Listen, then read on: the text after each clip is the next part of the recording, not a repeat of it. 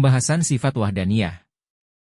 Wahdaniyat artinya tidak terbilang, terhitung atau arti singkatnya tunggal.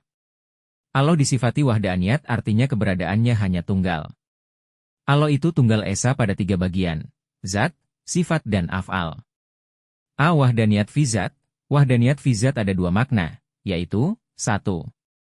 Zat Allah tidak tersusun dari bagian atau unsur. Berbeda dengan tunggalnya makhluk atau sesuatu. Sudah pasti ia akan tersusun dari beberapa bagian, contoh jam tangan itu ada unsur-unsurnya seperti tali, bak jam, jarum detik, jarum panjang, jarum pendek, putaran delal. Kalau salah satu unsur ini tidak ada, maka akan mengakibatkan kurang sempurnanya jam tangan tadi. Begitupun dengan Allah.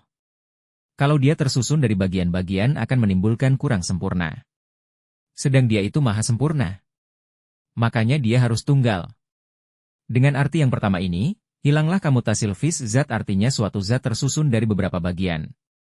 2. Tidak ada satupun sifat-sifat makhluk yang menyamai sifat-sifat Allah dalam hakikatnya.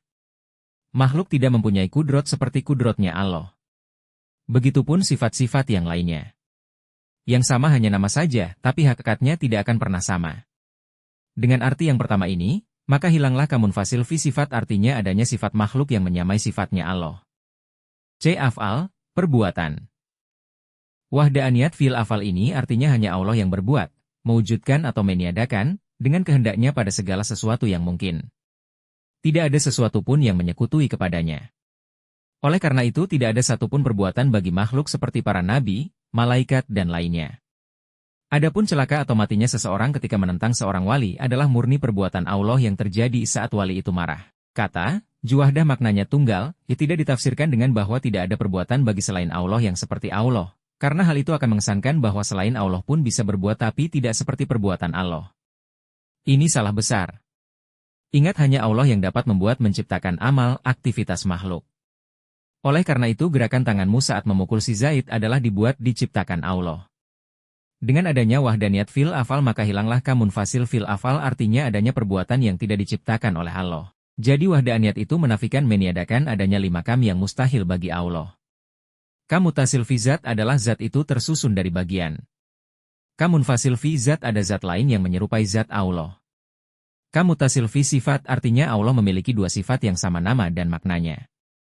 Kamunfasil fi sifat adalah ada sifat lain yang menyerupai sifat Allah. Kamunfasil fil af'al adalah selain Allah dapat berbuat. Kelima kam ini dinafikan oleh wahdaniyah yang wajib bagi Allah.